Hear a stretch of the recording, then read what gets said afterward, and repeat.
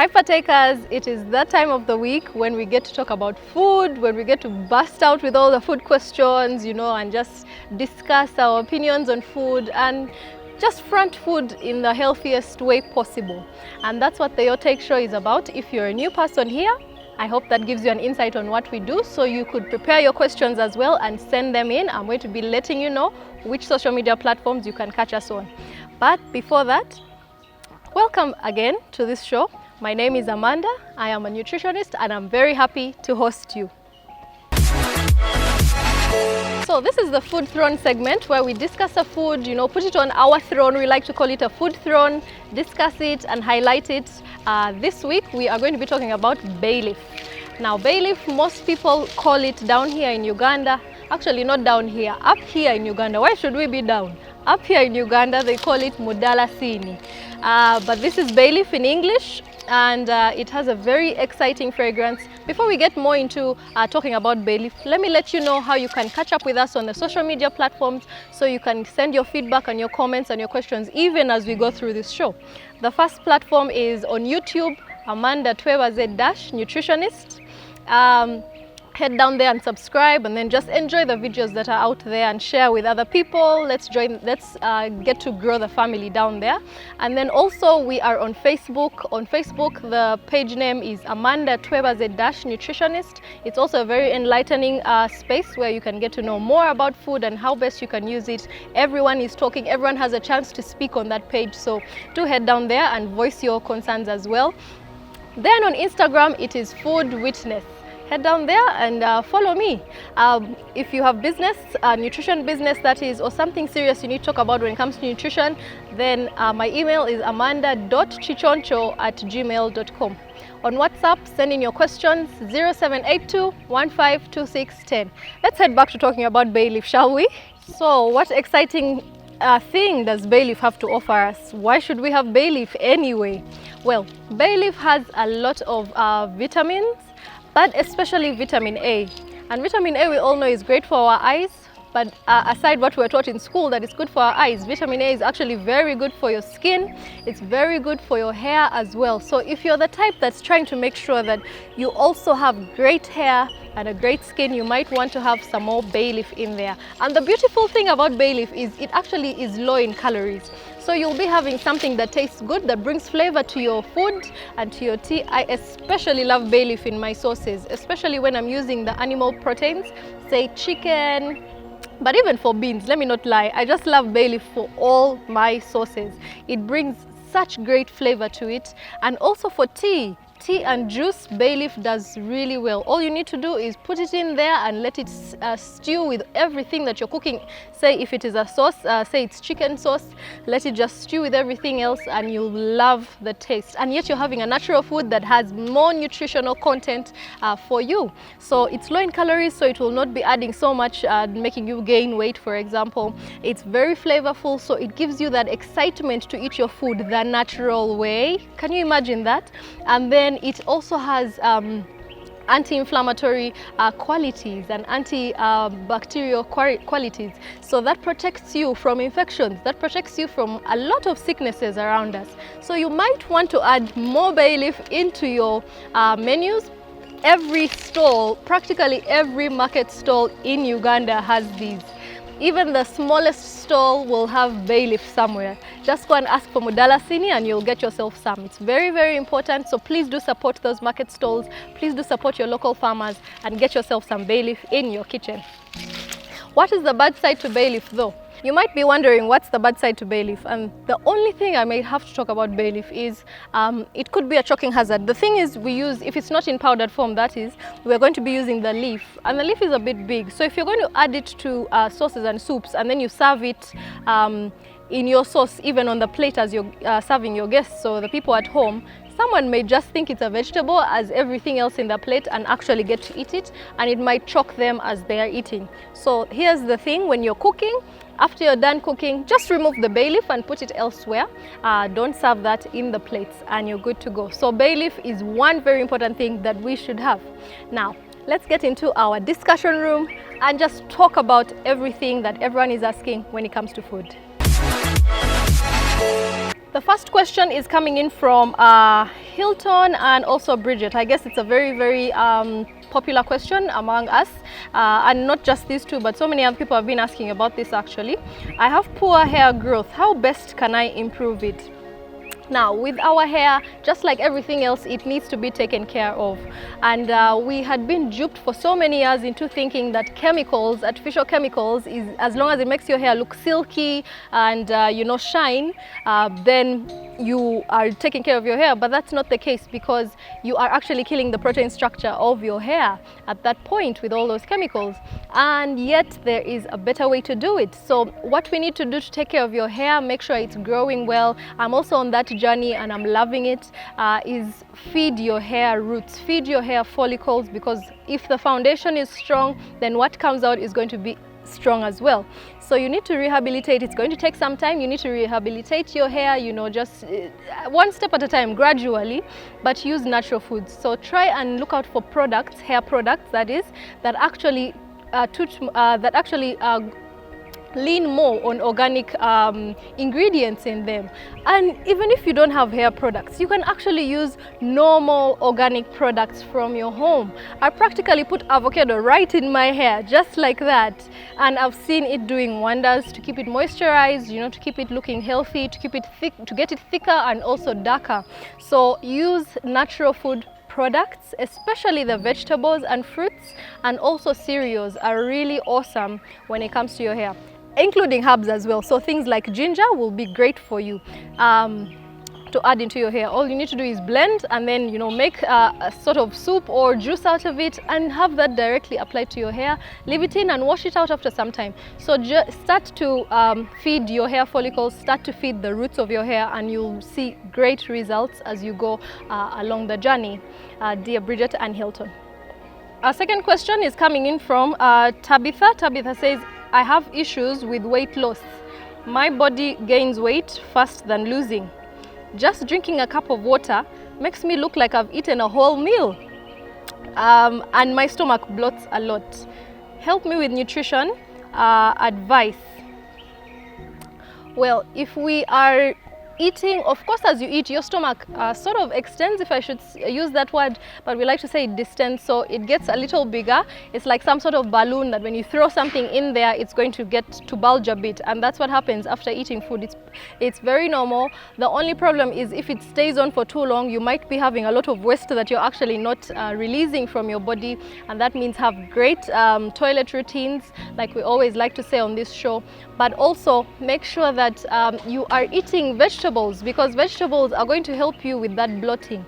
Now here's the thing, it's sort of ironic, because too much of the vegetables as well is going to make you feel extra bloated as well.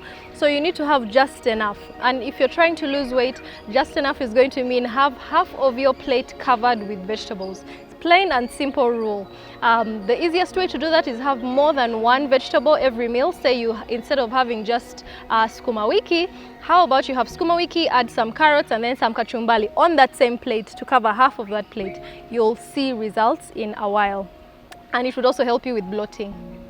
The third question is coming in from Justine from Luero. Hi people in Luero, thank you so much for watching the Magic One and also for watching this show. Justine is saying, I have one child but I was operated. My stomach has become too big. I am too fat. What can I do? Well, Justine, when it comes to people that have gone under C-section, it's a little bit more different from people that have given birth normally, although even the people that have given birth normally also need to take care of themselves, but you need to give extra care to yourself, and that means you need to take it easy on yourself. I know we want to get back in shape, we want to get back to our youthful look. It's very exciting to be like that, but you don't want to get there after having injured yourself even more, or even fail to get to that youthful look with additional, with a bonus actually of injuries to yourself because you're going so hard. So when it comes to C-section, just after you've given birth, you need to take it easy and gradually keep yourself active. So yes, exercise, but let it have stages. So start with something that's very simple. Say just have walks around the place, and then you could do brisk walking at some point. Then you can head on to a little bit of jogging very slowly. So what we're trying to say is, don't head out straight out into the gym and start with weights, you know, and you are doing all this heavy lifting, because you might actually just, you know, get your health to a worse state than where you are right now. So take it easy on yourself, and that also goes for food. Remember that you need to feed your baby if your baby is still at the breastfeeding stage. So you also need to be eating enough. So starving yourself as well may not be the best option. You just need to look out for better options of food, and that means you're going to have foods that are prepared with cooking methods like boiling and steaming and baking. So boil your matoke, boil your rice, boil your sweet potatoes or yams, steam your vegetables instead of frying them, and have those. So cooking methods are important at this stage, but also what are you eating? Avoid those processed foods and go more to natural foods, because those will help you more to lose weight. Try also to get a smaller sized plate so that you're eating small foods but very frequently. So maybe throughout the day you might have 6 or 7 meals, but small baby plates that you're serving yourself in, and you'll find that you'll lose weight.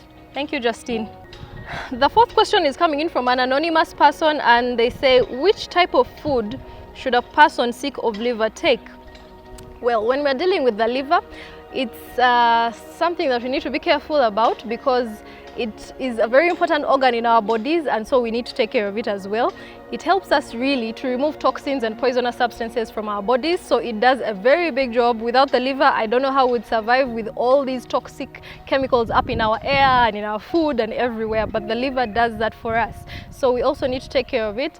If your liver is, you know, jeopardized at some point, or you're trying to just take care of it, then you might want to reduce the toxic load that you actually put in your body system.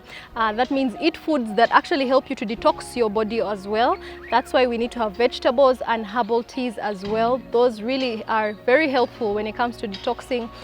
Water is something we'll not run away from also, so because water helps you to flush out the body, just, you know, removing whatever the body doesn't need, so through your urine or sweat or whatever. So you need to keep drinking a lot of water. So water, vegetables and herbal teas will help you to reduce the toxic load that your body has to deal with. Now, that is those that help to detox your body, but what about those that actually come in as the toxins, the food that comes in as toxins in your body? Try and have, don't have an excess of anything really. So especially if it's going to be too much of artificial foods, processed foods, if it's going to be too much of fried foods and spicy foods. So let's run away from those, do more boiled, do more natural foods, and then also have those foods we talked about that actually help to reduce the toxic load. The last question is now coming in from another anonymous person, and they say, why is it that I get severe headache and my heart sometimes beats so fast? Well, if you notice that, you might want to also write down after what episodes or what activities those actually happen. So you might find your heart beats fast after maybe you've taken coffee, and for you that just stimulates your heart so much to start, you know, beating. You might find that it's a tense situation or something in particular that triggers your stress or tension, and that's why you get like that. So you need to figure out what is that actually triggers this kind of body pattern. And then one important thing is, please learn to check and monitor your vitals, your body vitals and your heart. It's really important that once in a while, you know, just do a body check, especially if there are things that are odd that you have felt along the way. You need to do body checks, especially for your vitals. Vitals, that is pressure, that is, you know, temperature, that is your you could also chip in also your weight, you know, your BMI, because you need to understand those. Your heart rate also would really help to understand if there is a problem that actually needs to be dealt with before it goes out of hand. So check your vitals. That means go visit your doctors or get those machines at home, because nowadays they're all around the place. Blood sugar machines are all around the place, blood pressure machines are all around the place, and you can actually own one yourself at home. But most importantly, if something seems odd for a long period of time, please visit a doctor. Visit a doctor, because they will know how to check for what and diagnose if there is need for them to diagnose something. Thank you so much. Let's head on now into our take of the week. Our take of the week is coming in from Abraham's Otim. He is a very active member of the Facebook family. Head down there and you'll get to meet him. I'm sure you'll love him. So he commented on the Facebook page, and he was saying, above all, if you have problems, don't overthink about them, because they'll instead multiply. But stay free and do things to feed up your mind by being positive.